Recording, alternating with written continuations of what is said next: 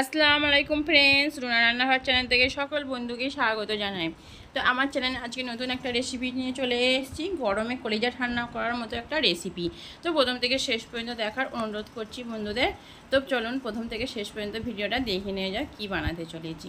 আজ বানাবো আমি প্রচণ্ড গরমে লিচু ডিংস। লিচু ডিংস খেতে সকলের পছন্দ, সকলের প্রিয়। তো আজ আমি বানাবো লিচু ডিংস। তো এখানে নিয়ে নিয়েছি লিচু ডিংস বানাবার জন্য 1 কেজি লিচু। আর লাল লাল মতো লিচু নিতে হবে বন্ধুরা, লাল লাল লিচুগুলো একটু মিষ্টি হয়।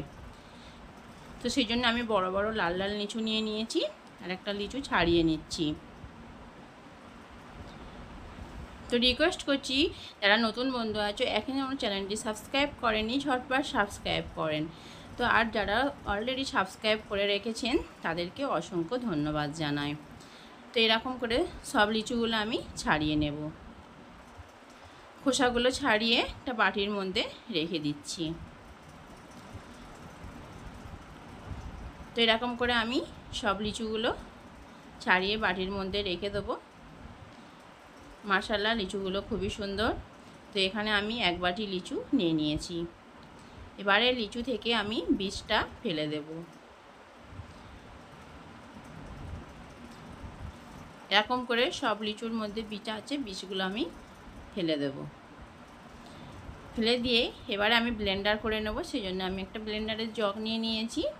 তো জগের মধ্যে আমি লিচুগুলো সব দিয়ে দিচ্ছি। এবারে দিয়ে দেবো আমি স্বাদ মতো লবণ। অল্প লবণ দেবো, 1 চিমটির মতো লবণ দিয়ে দেবো। তারপরে দিয়ে দেবো আমি চিনি। চিনিটা যে যার মিষ্টি অনুযায়ী দেবেন, যে যেমন মিষ্টিটা পছন্দ করেন।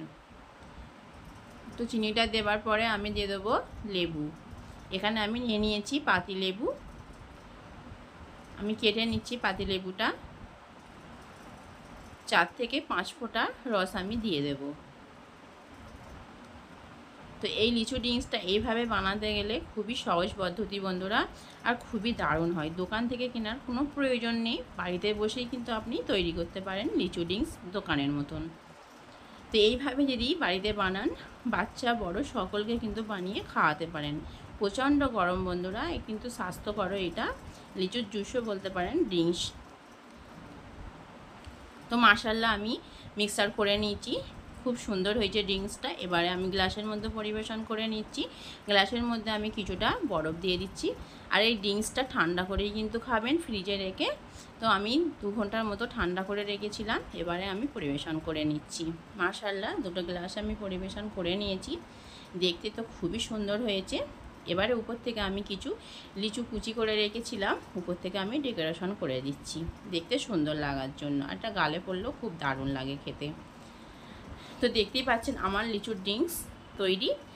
সহজ পদ্ধতিতে বানিয়ে ফেললাম, ঘরে বসেই দোকানের মতো লিচু ড্রিঙ্কস। তো এখন লিচু বাজারে অ্যাভেলেবেল পাওয়া যাচ্ছে বন্ধুরা।